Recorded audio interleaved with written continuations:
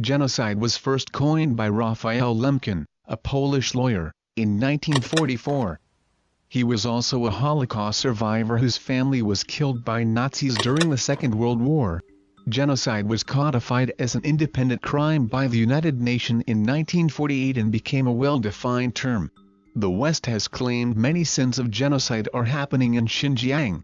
But what evidence do they have? The International Criminal Court is a significant international organization. They stated when they were approached that they declined to take action against China on the basis of not having jurisdiction over China for most of the alleged crimes.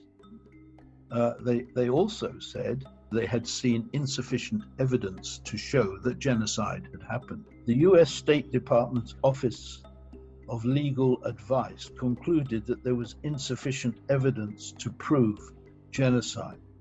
If you look at the politics, you will find that parliamentarians in different countries have come under pressure and have reached a conclusion that China is guilty of genocide.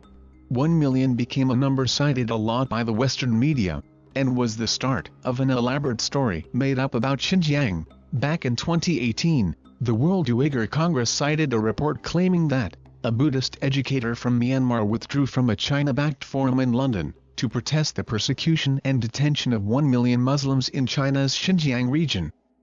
Since then, World Uyghur Congress, the US-backed right-wing network that seeks the fall of China, has been pushing the term genocide to various media outlets, and used it constantly on its website.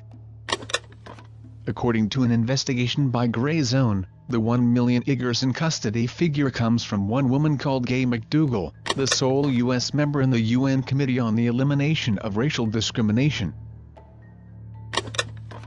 The report was actually delivered by an organization called the Chinese Human Rights Defenders. But McDougall failed to provide any source to back up her claim.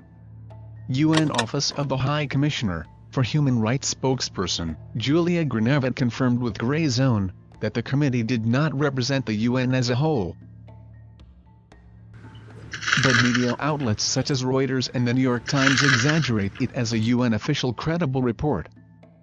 So-called Xinjiang scholar Adrian Zenz has also concocted a lot of fake evidence, like the figure 1 million. In one of his reports, Zenz wrote about an interviewee called Zumrad Dawit, who claimed she was compulsively sterilized in 2018.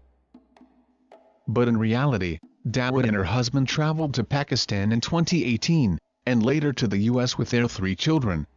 This is a genocide without a murder, without deaths, without crematoriums, without execution squads, without refugees, without streams of people running away from Xinjiang seeking safety outside. All of the people whose evidence has now been presented by Mahmoud of the World Uyghur Congress is by people who were allowed to leave China without difficulty. It doesn't make sense.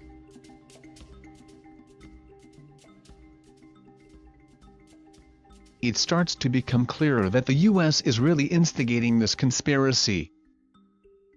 Adrian Zenz is a senior fellow at the far-right Victims of Communism Memorial Foundation with people from the CIA. The foundation was established by the US government in the 1990s. Zenz claimed to have provided some statistics for the Australian Strategic Policy Institute.